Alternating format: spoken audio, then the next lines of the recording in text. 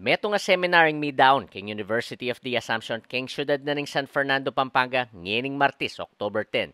Kasabi na ning pamagumpisa na ning karelang Journalism Week ami kitemang Voices of Truth, Navigating the Fourth Perspective. Nasa na ning seminar ami ragdagan lakebaluan deng AB Communication students tungkol king pamagsuri kareng impormasyon na karelang nga kakit kareng miyayaliwang media platforms.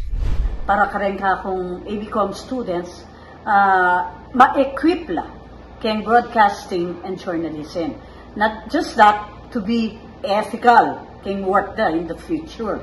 And not just that to maging effective and efficient la being a broadcaster and a journalist in the future.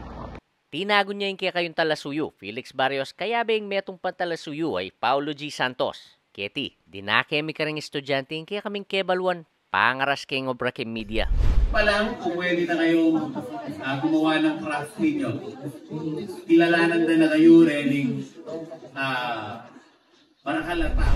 Antinemang homecoming ini kang Paulo G. Santos, uling graduate siya keng UA, inke kayong talasuyo.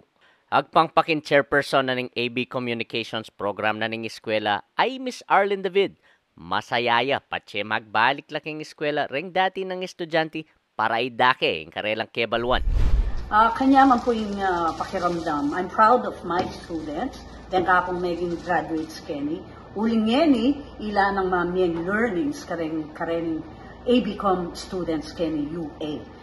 Samantala, maragul nemang kanusaw ping meging seminar kareng tinago na estudyante bang lakwas lang midinan malalama pamanintindi keng media. Sabi ko naman po na talagang asaw wanda ko po na maging equipped in the future. With social media po, atin po kasing lalaganap na fake news, makanyan. So, kumbaga, bilang com student po kay UA, parang part po ko na kailangan, I should fight for the spread of fake news po, makanyan. Kailangan pong labanan nito. Ako po, ingke kayong talasuyo, Felix Kapati Barrios, ating pusong makabalen.